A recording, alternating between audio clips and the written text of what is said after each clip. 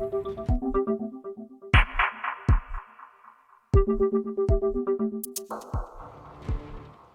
ang isa sa mga bumalangkas sa 1987 Constitution na hindi pinapayagan sa saligang batas ang pagbasura ng impeachment case si Vice President Sara Duterte sa plenaryo ng Senado lang. May unang balita si Katrina Son. Sa open letter ng mga miyembro ng faculty ng UP College of Law, nababahala sila sa mga mungkahing ideklarang de facto dismissed ang impeachment case laban kay Vice President Sara Duterte. Hindi raw suportado ng ebidensya at saligang batas ang mga idinadahilan kung bakit dapat i-dismiss ang impeachment. Panawagan nila, hayaang lumantad ang katotohanan. Dapat anilang tuparin ng Senado ang tungkulin nito sa saligang batas na ituloy ng walang pagkaantala ang impeachment trial.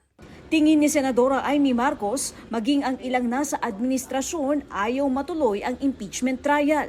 Ang duda ko, hindi lamang ang sinasabi o tinatawag na mga Duterte ang interesado sa pag-dismiss. Ang pakiramdam ko, mismo ang administrasyon ay may mga grupo na nagsasabi na wag nang ituloy at baka mapahiya lang sa numero.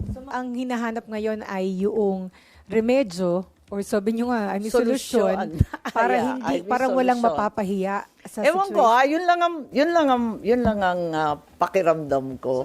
Ilang bersyon na raw ng resolusyon para ibasura ang impeachment case ang nakita ni Senadora Marcos. Hindi lang ang kay Senador Bato de la Rosa. Yung linabas sa media, parang ika-2 na yata yun.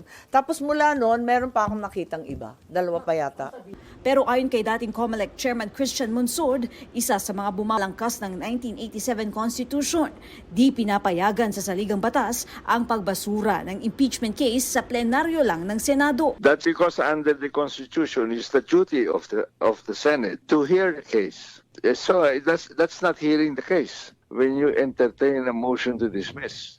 At kahit pa raw may mga senador na nagsasabing di pwedeng tumawid sa 20th Congress ang impeachment, kung talagang i-dismiss ng Senado ang impeachment sa plenaryo, pwede raw itong idulog sa Korte Suprema. Hininto nila o dinismiss nila yun, may abuse of discretion yun. The House or anybody, the people, can go to the Supreme Court and say that the Senate's abusing its powers.